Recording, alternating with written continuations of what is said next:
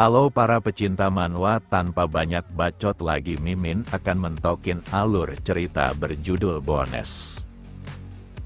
Pada part sebelumnya diakhiri dengan Taisu yang melakukan penyerangan di daratan Cina setelah menghancurkan markas hunter negara itu tepatnya di bagian utara dan timur menggunakan kekuatan mutlak milik Ruzana yang mampu mengendalikan gravitasi.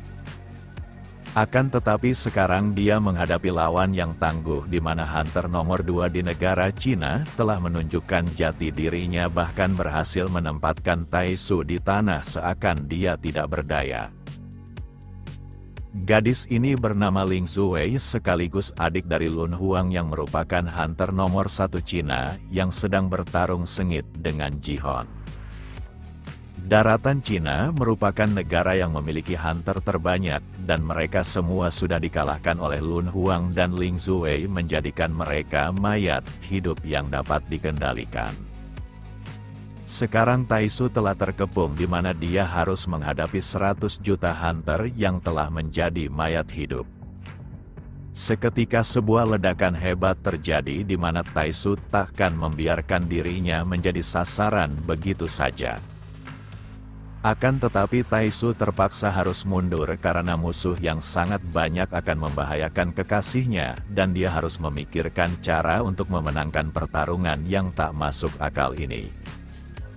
Di sela pelarian itu kekasihnya menanyakan kenapa Taisu harus bertindak sejauh ini padahal dia bisa hidup tenang dengan hanya ada mereka berdua. Lalu Taisu menegaskan jika dia harus menghabisi Jihon apapun yang terjadi dan untuk melakukannya maka dia membutuhkan kekuatan yang absolut dan dia tak boleh melakukan kesalahan yang sama karena dirinya mungkin saja takkan memiliki kesempatan berikutnya lagi seperti sekarang ini. Kemudian Taisu teringat akan masa lalunya di mana dia sedang bersama sahabatnya dan salah satu dari mereka mengatakan jika dunia ini sudah dipenuhi oleh hunter dan cepat maupun lambat mereka pasti akan menginvasi negara ini didasari oleh keserakahan yang ingin menguasai semuanya. Kedua sahabat Taisu mengetahui rahasia di balik kekuatan Taisu yang sebenarnya dan jika mereka berdua mati dalam pertarungan maka mereka berharap Taisu menyerap kekuatannya. Ucapan itu tentu saja mengagetkan Taisu karena mereka harus terus bersama-sama tapi sahabatnya menganggap tubuh mereka mungkin saja mati, tapi kekuatannya akan selalu menemani Taisu sehingga mereka bisa menjadi sahabat selamanya. Namun Taisu meminta mereka berdua tidak khawatir karena dirinya pasti akan melindungi mereka apapun yang terjadi. Sekarang Taisu telah mengingkari janji tersebut di mana dia gagal melindungi sahabat berharganya. Setelah cukup jauh melarikan diri, maka Taisu berhenti di depan mulut gua dan meminta kekasihnya untuk menunggunya. Dia telah bertekad untuk membalaskan dendam kedua sahabatnya, dan untuk mewujudkannya maka dia harus bertambah kuat terlebih dahulu. Pemandangan menakjubkan pun terjadi di mana Taisu seperti lelaki perkasa dalam cerita kuno di mana dia menghadapi 100 juta musuh seorang diri tanpa memperlihatkan rasa takutnya. Sebagai hunter nomor 2 di daratan Cina, Ling Zuwei memiliki kemampuan untuk memperbudak para hunter yang sudah mati. Dengan kata lain Ling Zuwei adalah perwujudan dari seluruh hunter Cina itu sendiri bahkan seluruh pasukannya hanya menyerang sesuai keinginannya tanpa mengurangi kemampuan mereka saat masih hidup. Walau terdengar sederhana akan tetapi kemampuan Ling Zuwei tidak terbatas di mana dia mampu mengendalikan mayat hidup yang tak terhitung jumlahnya. Kini terdapat 100 juta hunter yang sedang menyerang Taisu dan mereka seperti lebah yang menutupi seluruh langit. Di tengah pertarungan itu Ling Zuwei merasakan ada sesuatu yang salah dan kejadian ini adalah momen pertama kali untuknya. Di mana lawan yang dihadapinya adalah iblis yang tak boleh diremehkan bahkan Taisu membentuk cloning miliknya dengan kemampuan yang berbeda-beda. Dengan kemampuan kristal miliknya, maka dia menghabisi para pasukan Ling Zuwei secara sepihak. Kekuatan yang ditunjukkan oleh Taisu adalah kemampuan yang mendominasi predikat Hunter rank Triple S, dan dia telah melebihi pemahaman manusia. Ling Zuwei seakan menghadapi sesuatu yang sangat besar, dan dirinya seperti semut kecil yang berdiri di hadapan kekuatan mutlak yang menakjubkan dan mengerikan. Seluruh hunter yang dikendalikan oleh Ling Zuwei masih memiliki kesadaran seperti saat mereka masih hidup, dan sekarang, semuanya dilanda oleh ketakutan seakan jumlah mereka tidaklah berhubungan dan mereka seperti berada di telapak tangan yang dapat remuk saat si pemilik tangan menginginkannya. Semua dari mereka gemetar hingga insting untuk bertahan hidup mulai menguasai tubuh mereka. Meski mereka hanyalah mayat hidup, tapi tetap saja semuanya malah berlari ketakutan dan mundur dari kekuatan mutlak Taisu. Namun Ling Zuwei tidak menerima hal ini dan meminta semua pasukannya untuk bertempur sekarang juga.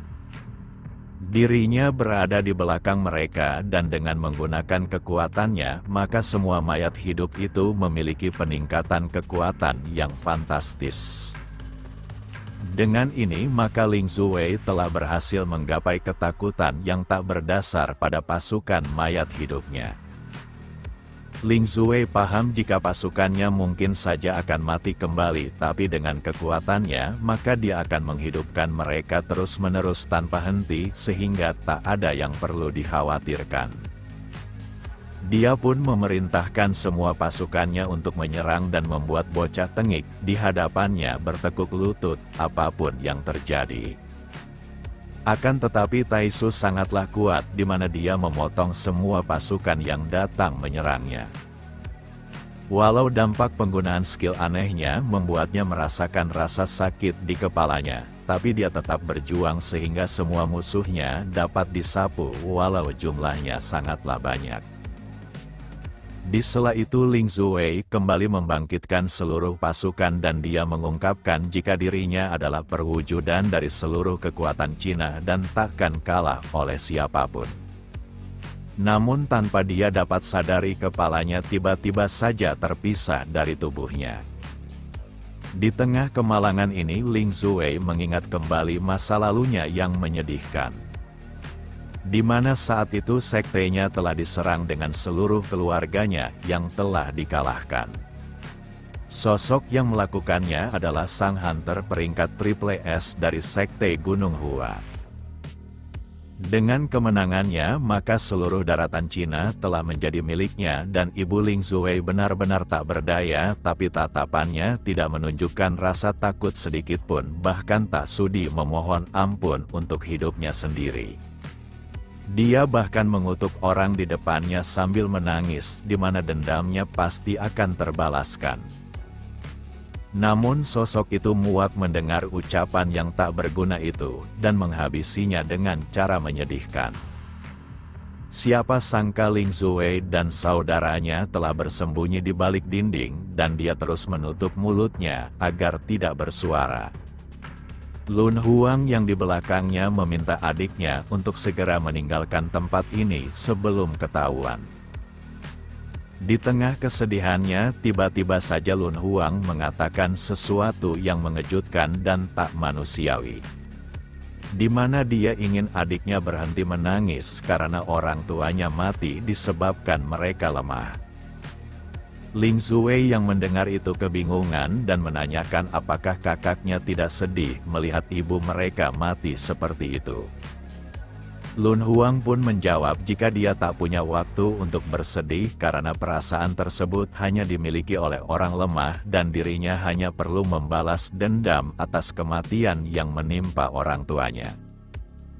Sekarang Ling Zuwei berada di posisi yang sama dengan ibunya di masa lalu di mana kepalanya telah tergeletak di tanah. Dia hanya mengingat kakaknya sambil mempertanyakan apakah dia benar-benar akan mati seperti ini. Kemudian Taisu mengambil benda yang selalu dikunyah oleh Ling Zuwei, dan benda itu sebelumnya berasal dari Lun Huang untuk adiknya agar dia tak bersuara saat berada di balik dinding. Sementara itu pertarungan Ji-Hon dan Lun Huang terus menggema di mana dia telah menyeretnya dengan sangat kuat.